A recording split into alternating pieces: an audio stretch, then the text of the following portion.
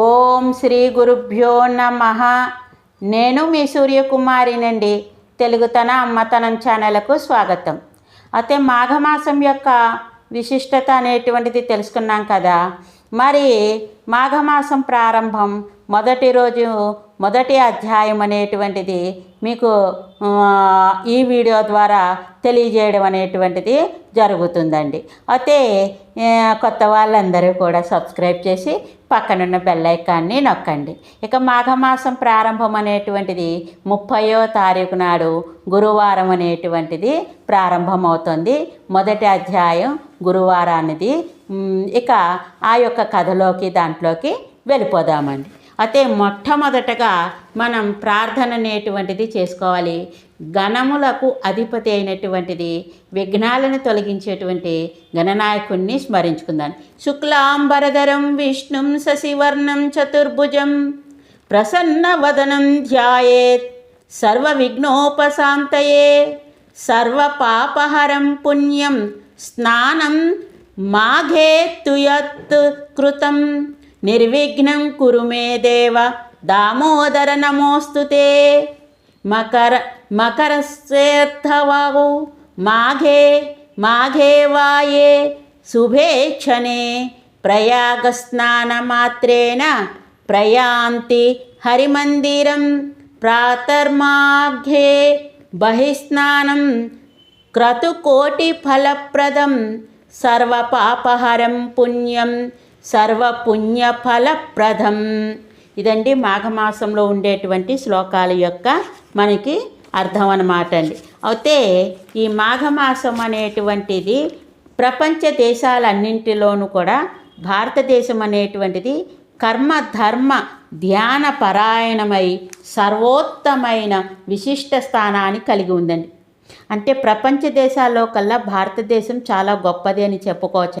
పుణ్యనదులే కాదు, తర్వాత పర్వతాలే కాదు, అలాగే సంగమాలే కాదు, ఇట్లాంటివి అనేక రకాలైనటువంటివి దేవతలు నడయాడినటువంటి భూమి ఉత్తర భారతదేశం. అయితే కర్మను అనుసరించి చేసేటువంటిది దక్షిణ భారతం. అంటే కర్మభూమి దేవభూమి రెండింటిది కలిపిందే భారతదేశం అన్నమాట. అటువంటి పరమ పవిత్రమైనటువంటి భారతదేశంలో పుట్టడం అనేటువంటిది చాలా గొప్ప విశేషంగా భావించవచ్చు. అందులో హిందువుగా పుట్టడం మరింత అదృష్టంగా భావించుకోవచ్చండి. అయితే ఈ విధంగా మనం మాఘపురాణం అనేటువంటిది మొదటి అధ్యాయంలో నైమిసారణ్యము అనేటువంటి పరమ పవిత్రమైనటువంటిదండి. ఋషులు మునులు వీళ్ళందరూ కూడా అక్కడ యజ్ఞ యాగాదులు అలాగే పురాణ కాలక్షేపాలు ఇవన్నిటినీ కూడా మనం పురాణాల ద్వారా తెలుసుకోగలుగుతున్నాం. అయితే ఈ నైమిసారణ్యము అనేటువంటిది ఎందుకు ఎలా వచ్చిందంటే శ్రీ మహావిష్ణువు యొక్క చక్రాన్ని ఋషులకు అనువుగా ఉండేటువంటి ప్రదేశానికి ఆయన చక్రాన్ని విసిరితే ఎక్కడైతే అది వచ్చి పడిందో ఆ ప్రదేశానికి నైమిసారణ్యము అనేటువంటి పేరు కలగటం జరిగిందనమాట. ఇక ఇలా ఒకప్పుడు శౌనకాది మహర్షులు చిరకాలం జరిగే యాగమును ఒక దానిని ప్రారంభించారటండి. అంటే ఎక్కువ కాలంలో చేస్తూ యాగాలు ఉండేవండి. ఆ యాగం కొన్ని సంవత్సరాలు జరుగుతుంది. అలా 1 సంవత్సరమో 2 సంవత్సరాలో కాదుటండి, కొన్ని సంవత్సరాల పాటు యాగాలు జరుగుతుంటుంది. ఆ యాగాలు చూడటానికి దేశం నలుమూలల నుండి ఆసక్తితోటి మునులు ఋషులు ఇంకా మహానుభావులు వీళ్ళందరూ రావటం జరుగుతుంది.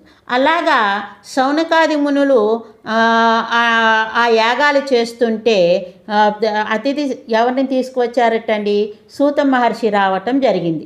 ఆ సూత మహర్షిని సత్కారంతో తీసుకురావటం, ఒక ఉన్నతమైనటువంటి ఆసనం మీద కూర్చోబెట్టడం, తర్వాత వాళ్ళకి సాష్టాంగ నమస్కారం చేయటం ఆయనకు వాళ్ళందరూ కూడా ఈ విధంగా జరిగింది.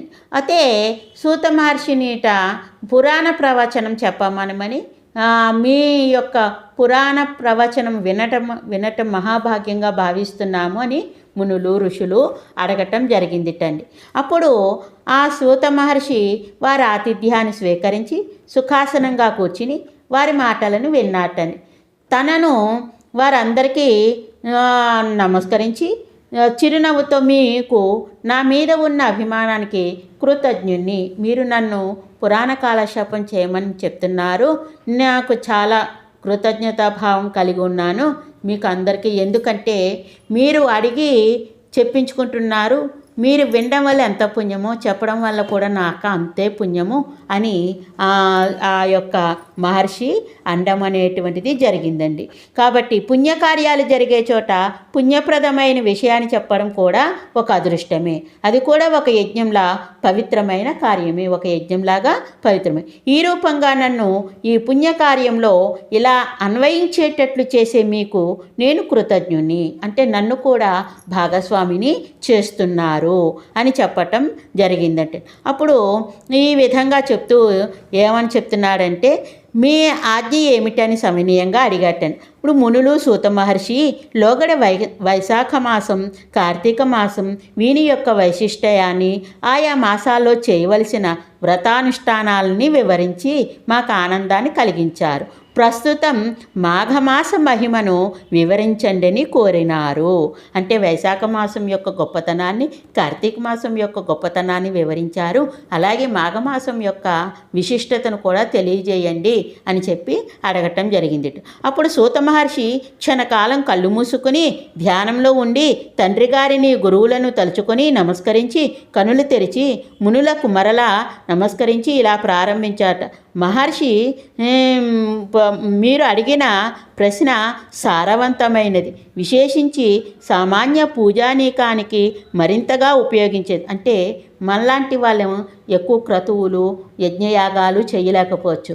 సులభంలో మోక్షంగా ఇటువంటివి మనకి మునులు అందించటం జరిగిందనమాట అండి. కాబట్టి వాళ్ళు ఇలా చెప్తున్నారనమాట అండి. చదువుకున్న వారు కొద్దిమంది అయినా యజ్ఞయాగాలు జపతపాలు చేసి పాపం పోగొట్టుకుని పుణ్యం సంపాదించుకుంటారు. పై విధంగా చేసే సావకాశం లేనివారు, అంటే అటువంటి అవకాశం లేనివారు తరించడానికి ఈ విషయం బాగా ఉపకరిస్తుంది. అంటే ఈ మాఘపురాణం అనేటువంటిది బాగా ఉపకరించటం జరుగుతుంది. పూర్వం ఒకప్పుడు జగన్మాత అయిన పార్వతీదేవి పరమేశ్వరుని ఇదే విషయాన్ని అడిగింది. ఈ విషయాన్ని పార్వతీదేవికి పరమశివుడు ఏ విధంగా చెప్పాడు అనేటువంటిది పార్వతీదేవి పరమేశ్వరుతో, విశ్వాత్మక సర్వలోకేశ్వర సర్వభూత దయానిధి ప్రాణేశ్వర, మీ మాటల అమృతం కంటే మధురాతి మధురములై నా చెవులకు మరింత ఇంపుగా నున్నవి. అదనమాట అండి. మధురాతి అంటే సంగీతం వింటున్నప్పుడు కూడా చూడండి తన్మయత్వాన్ని పొందుతూ ఉంటాము. అలాగనమాట అండి.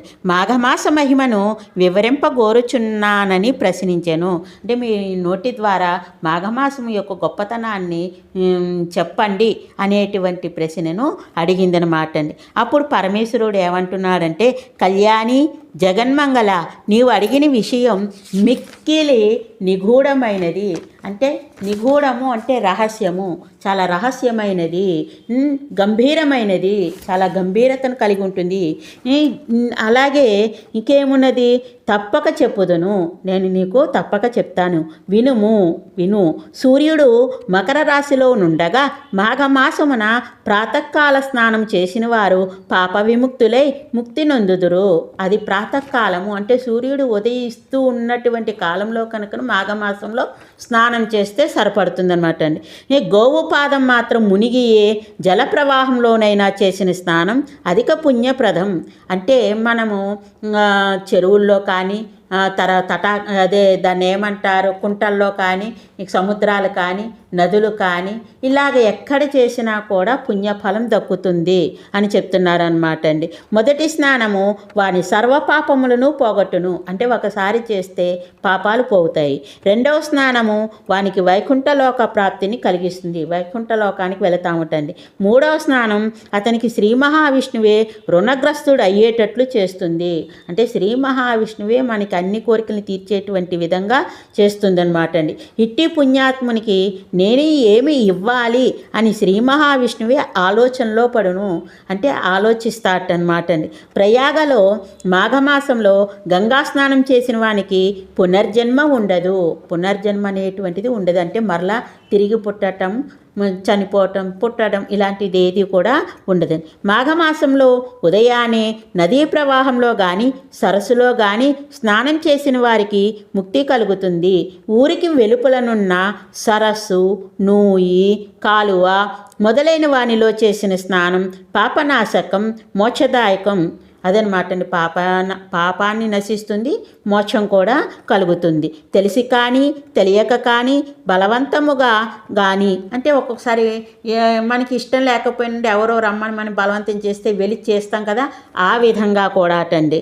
మాఘమాసమున ఒక మారు స్నానమైనను సూర్యోదయమునకు ముందుగా చేసినచో వాని పాపములని పోవును.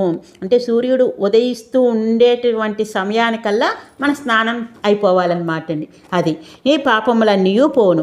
భక్తిభావంతో నెలంతయూ చేసినచో, అంటే కార్తీక స్నానం ఎలా చేస్తున్నావో మాఘ స్నానం కూడా నెలంతయూ కూడా చేస్తే కనుకనండి విష్ణులోకమును చేరును.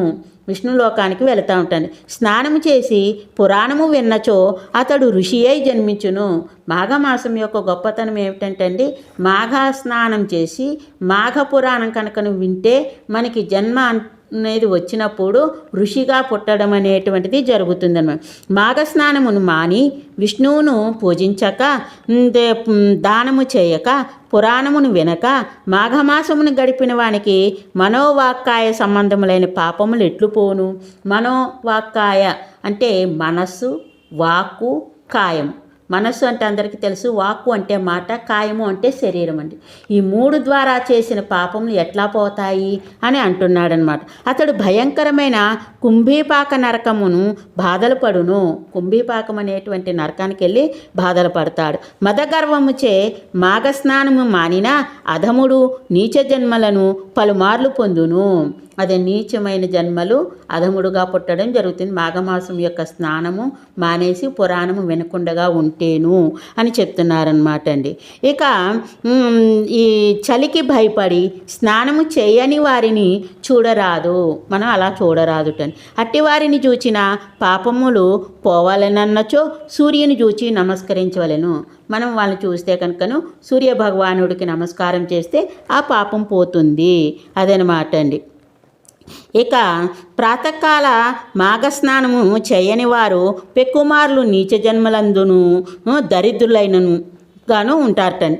అలా నీచ జన్మలైన వాళ్ళు కానీ దరిద్రులైన వాళ్ళు కానీ బాలురైనప్పటికీ కూడా వాళ్ళు కూడా అటండి ప్రాతకాలంనే లేచి స్నానం చేసిన శ్రీ మహావిష్ణువు దయ పొందెదరు.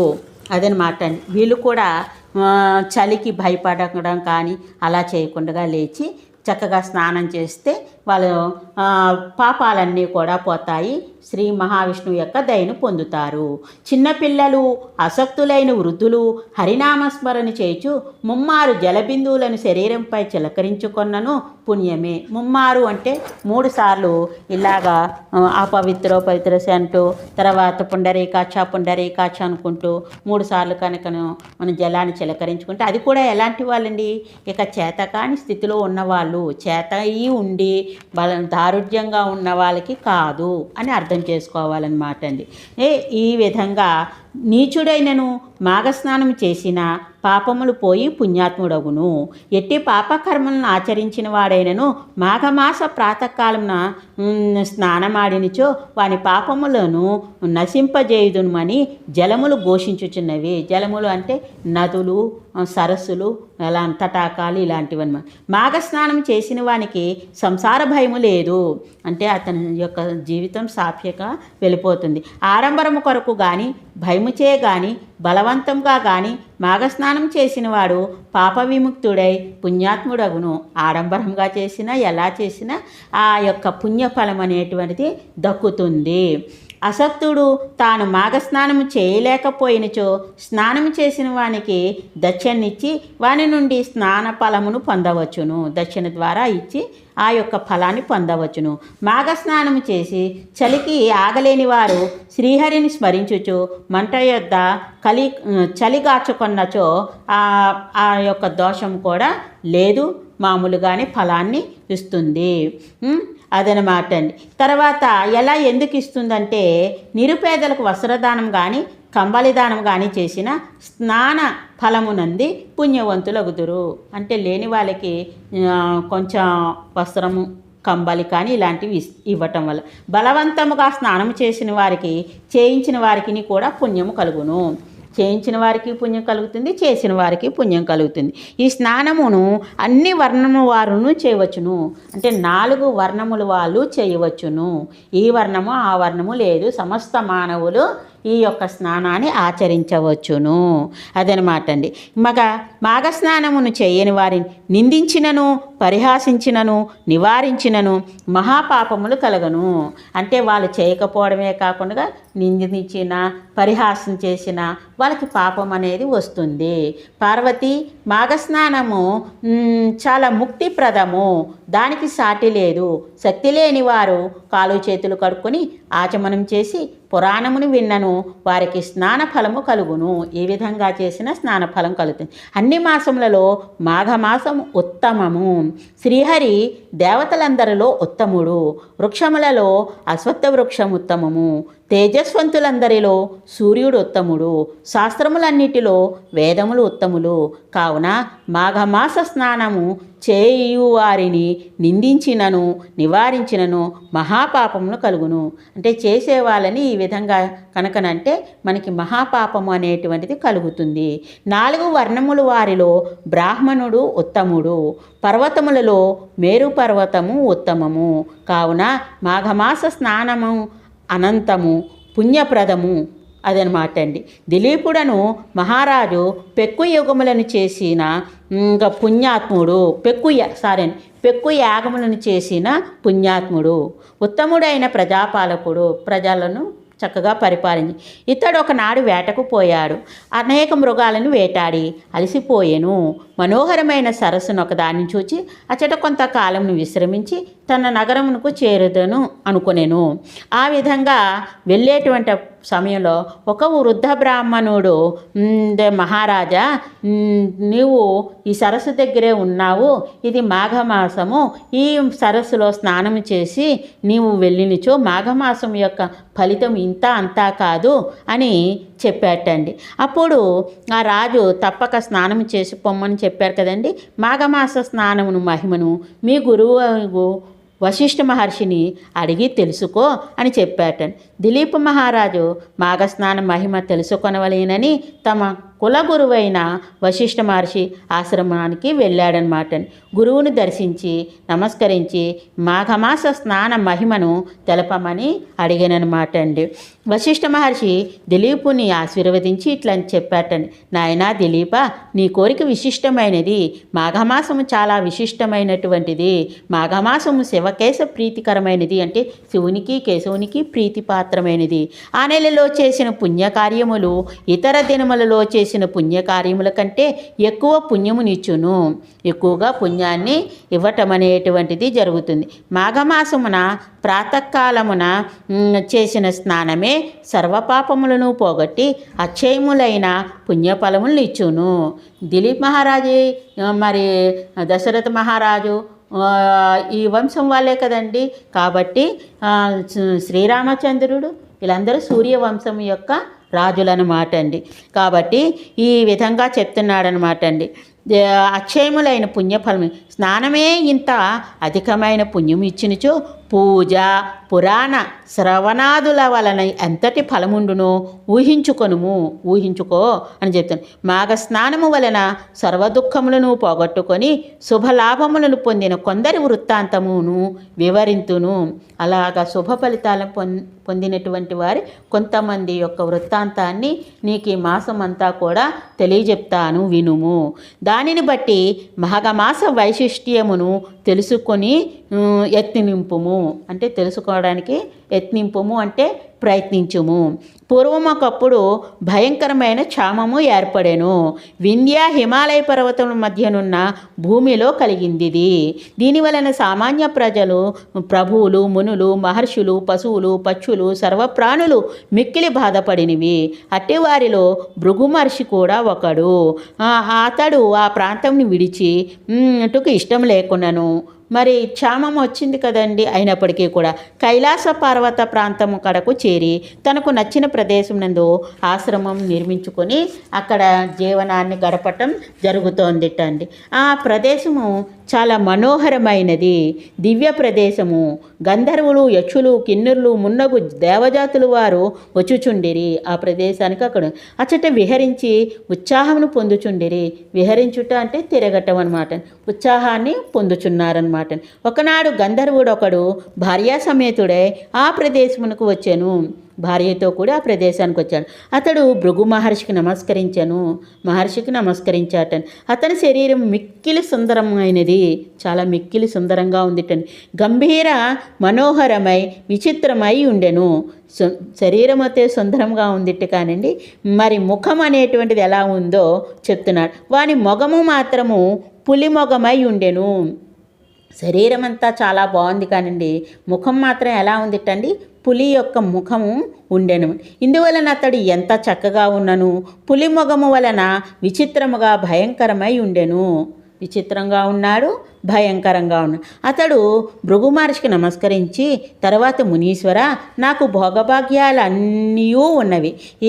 నా భార్య చూచితిరు కదా, ఆమె కూడా చాలా సౌందర్యవతి, మరి గుణ సంపద అన్నీ కూడా ఉన్నాయి. నేను గంధర్వుడును, మానవుల కంటే దివ్యశక్తులు కొన్ని ఉన్నవి. కానీ ఈ భయంకర వికారమైన ఈ పులి మొగము నాకు బాధాకరముగానున్నది. అదనమాట. అన్నీ ఉన్నాయి కానీ ఈ పులి యొక్క మొగంతో నాకు చాలా బాధగా ఉంది అని చెప్పాడనమాట అండి. దీనిని పోగొట్టుకొనుట ఎట్లో తెలియరాకున్నది, నాకు ఏది కూడా బోధపడటం లేదు. ఈ వికారము వలన నాకు గల సుఖములు భోగములు ఉన్నను సంతోషపరచుట లేదు. అంటే సంతోషం అనేది లేదు. దయ ఉంచి నాకు ఈ వికార రూపము పోవు ఉపాయముని చెప్పుడని ప్రార్థించెను. భృగు మహర్షి గంధర్వుని యొక్క పరిస్థితికి జాలి కలిగింది. వానికి సాయపడవలయునని అనుకున్నాడు. నాయన, పురాకృత కర్మము ఎవనినీ విడదు. అర్థమైందా అండి? పూర్వజన్మలో చేసుకున్నది కానీ ఈ జన్మలో కొన్ని కానీ తప్పనిసరిగా మన ఆ కర్మ ఫలాన్ని అనుభవించక తప్పదు. గత జన్మలో చేసిన పాపము వలన నీకు ఈ స్థితి కలిగినది. అంటే నువ్వు ఈ జన్మలో ఏ పాపము చెయ్యకపోవచ్చు, కానీ గత జన్మలో చేసిన పాపము ఈ విధంగా నీకు ఉంది. అదే పాపము, దురదృష్టము, పేదరికము, ఇవి మూడును జీవిని బాధించును. జీవి అంటే ప్రాణి. ఇట్టి వాణిని పోగొట్టుకొని శుభలాభము పొందవలెనన్న పుణ్యనదులు యందు స్నానము. ఇటువంటివి పోగొట్టుకోవాలంటే మనం పుణ్యనదుల్లో స్నానం చేయాలి. ఇదండి విశిష్టత అన్నమాట. కాబట్టి అది పవిత్ర క్షేత్రములందు దేవపూజ చేసుకొనవలెను.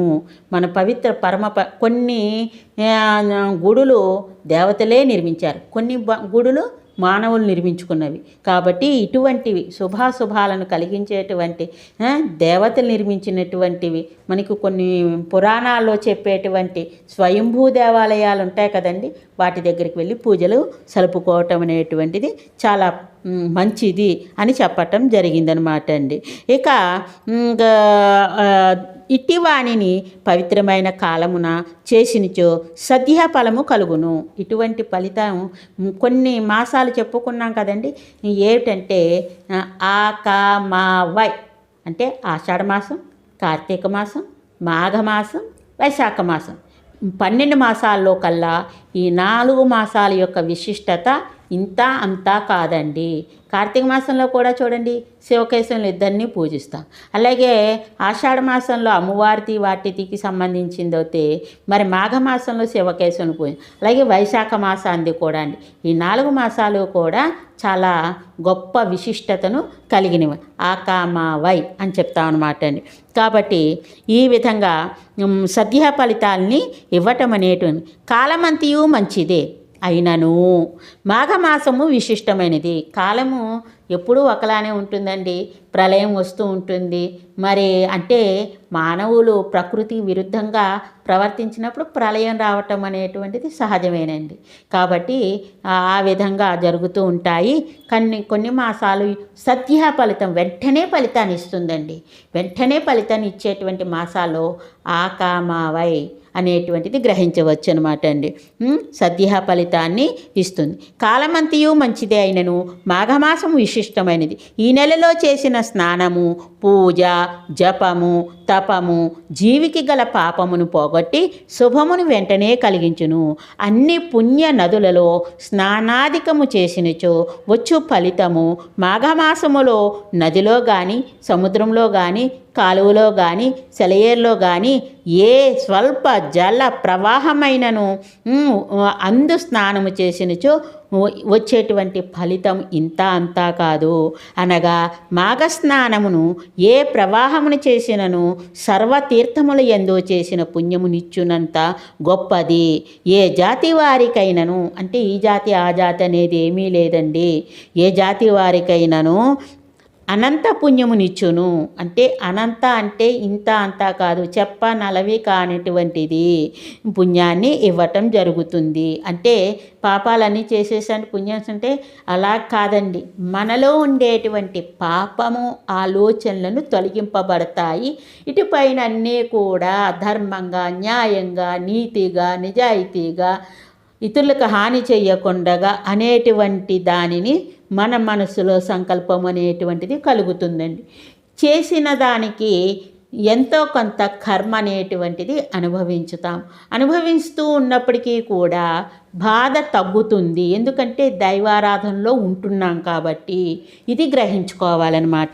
ఈ విధంగా మనకి మాఘమాసం యొక్క గొప్పతనాన్ని చెప్పటం అనేటువంటిది జరుగుతోందన్నమాట. నీ అదృష్టవశమున అంటే నీ యొక్క అదృష్టము కారణంగా ఇది మాఘమాస ప్రారంభం, మొదటి రోజు అయింది. ప్రారంభం అంటే మొదలైంది. కావున నీ భార్యతో పాటు ప్రతిదినము ప్రాతకాలమున మాఘస్నానమును, ఇష్టదేవతా పూజను, అంటే మన కులదేవత ఉంటుంది, మనకి ఇష్టమైన దేవత ఉంటుంది. ఈ కులదేవతను, ఇష్టదేవతను పూజ చేసుకుని విడువక మాఘమాసం అంతయు చేశాను. మాఘమాసం మొదట్లోనే, ప్రారంభంలోనే అయ్యింది కదండి, నెల్లాలు చేశారనమాట. అలా చేయడంతో ఆ పుణ్యవశమున వాని పులిమొగము పోయి వానికి సుందరమైన ముఖము వచ్చాను. అందమైన, సుందరము అంటే అందము, అందమైన ముఖము రావటం జరిగింది. గంధర్వుడును ఆశ్చర్యపడెను.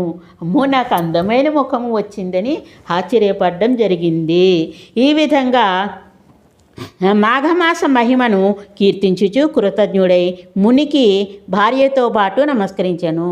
కృతజ్ఞతాభావంతో భార్యాభర్తలు ఇద్దరు కూడా ఆ మునికి నమస్కరించి ఆయన వద్ద సెలవు తీసుకోవటం అనేటువంటిది జరుగుతుంది. అతనిని ఆశీర్వాదము నంది, అంటే ఆ ముని ద్వారా ఆశీర్వాదాన్ని పొంది తన భార్యతో పాటు తన లోకమునకు వెళ్ళాను. అంటే తన యొక్క లోకం ఏదైతే ఉందో ఆ లోకానికి వెళ్ళాను. దిలీప్ మహారాజా మాఘస్నాన మహిమను గమనించితివా? ఓ దిలీప్ మహారాజా, మరి మాఘమాసం యొక్క దిలీప్ మహారాజు చరిత్ర ఉంటుందండి. సూర్యవంశం అంటే ఇప్పుడు మన దశరథ మహారాజు, శ్రీరామచంద్రుడు, ఇలాగే ఉండేటువంటి రాజులో దిలీప్ మహారాజు కూడా ఒకరన్నమాట. మొట్టమొదటిలోనే దిలీప్ మహారాజు వస్తారు, ఆ తర్వాతే వీళ్ళు వస్తారనమాట. కాబట్టి మనం కావాలనుకుంటే దిలీప్ మహారాజు యొక్క చరిత్రను కూడా చదువుకోవచ్చు అనమాట అండి. ఇటువంటి దానిని చెప్పాను కదా, అదే మాఘమాసం యొక్క గొప్పతనాన్ని తన కులగురువైనటువంటి వశిష్ఠుడు చెప్పటం జరిగిందండి. మరి ఒక కథను రెండో రోజున చెప్తాను విందివి కానీ అని తన గురువుగారు దిలీప్ మహారాజుతో చెప్పటం జరిగిందండి. మరి మొదటి అధ్యాయము పూర్తయిందండి. ఇందులోని ఏవైనా తప్పులు దొర్లితే ఒప్పులుగా భావించండి. అంతేకాదు ఈ యొక్క ఫలితం అంతా కూడా, ఈ యొక్క ఫలం అంతా కూడా ఆ పరమేశ్వరునికే అర్పితం. పరమేశ్వరార్పణమస్తు అని చెప్పుకుంటున్నామండి. కాబట్టి ఇక మరి ఈ యొక్క కథని విని మీరు కూడా లాభాన్ని పొందాలి, మీ మనసులోని కోరికలు నెరవేరాలి, మీరు కూడా ఆనందంగా ఉండాలండి. మరి ఇక అందరూ కూడా ఒక లైక్ చేసి షేర్ చేసి ఈ పెద్దమ్మని ఎంకరేజ్ చేయండి. మీకు తెలిసిన వాళ్ళ చేత సబ్స్క్రైబ్ చేయించి ఈ యొక్క ఛానల్ని సబ్స్క్రైబ్ చేయమని అడగండి. పక్కనున్న బెల్ ఐకాన్ నొక్కమానండి. ఇక ఉంటానే అండి. మరందరికీ కూడా శిరసు ఉంచి ధన్యవాదాలు తెలియజేసుకుంటున్నాను. లోకాన్ సమస్తాన్ సుఖినో భవంతు, సర్వే జనా సుఖినో భవంతు, సమస్త సన్మంగళాని భవంతు. ఓం శాంతి శాంతి శాంతి శాంతి.